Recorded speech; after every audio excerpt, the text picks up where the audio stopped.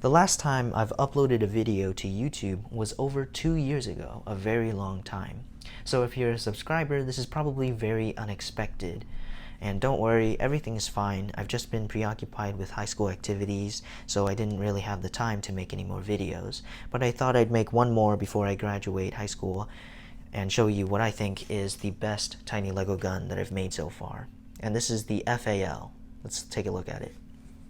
Alright, let's go over how this gun works. It's very simple because there's only two moving components. One of them is the trigger, which is powered by this rubber band. And the other piece is the firing pin, which is this long light gray piece powered by two pen springs.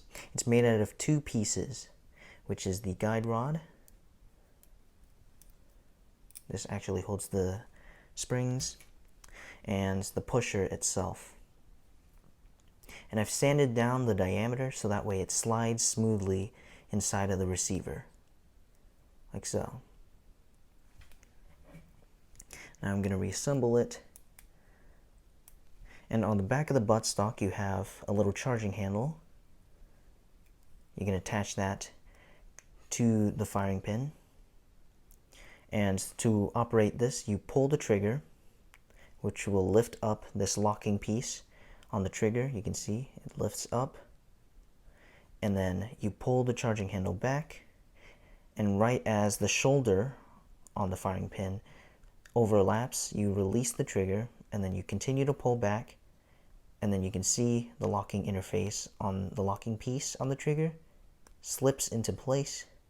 Now you can release the charging handle, load in your round, and then you just pull the trigger.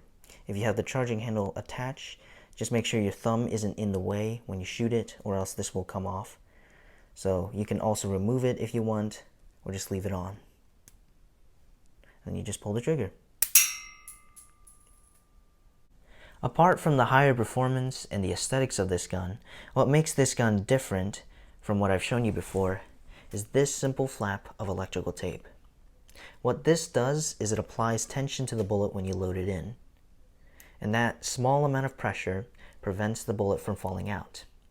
With all my other guns, you would either have to keep the gun pointed upwards all the time, or you would have to plug the barrel with something, but that would slow down the bullet and also make it very inaccurate. With this, it's very little pressure, so it doesn't slow down the bullet, hardly at all. So it still shoots very hard. And if you are wondering, it is 5 5/8 inches long. So it will fit in the palm of your hand, or in your pocket. You can even remove this barrel because it doesn't actually do anything, and the gun still works exactly the same. This also features a set of paper iron sights. It's usable, but very, very small. Something to note about this design is that because the firing pin slams into the front of the receiver so hard, it actually causes a little gap between the receiver and the mag well. So all you have to do is just pull the handguard back in order to slide the pieces back together. You can put a rubber band around this part of the receiver and the back end of the receiver, and that will hold them together, but it's not super elegant, so I like to just push this back every few rounds that I shoot. This is the target that I'll be shooting at. It's very simple and has a spring in the back of it, so that when I shoot it, it just bounces back up.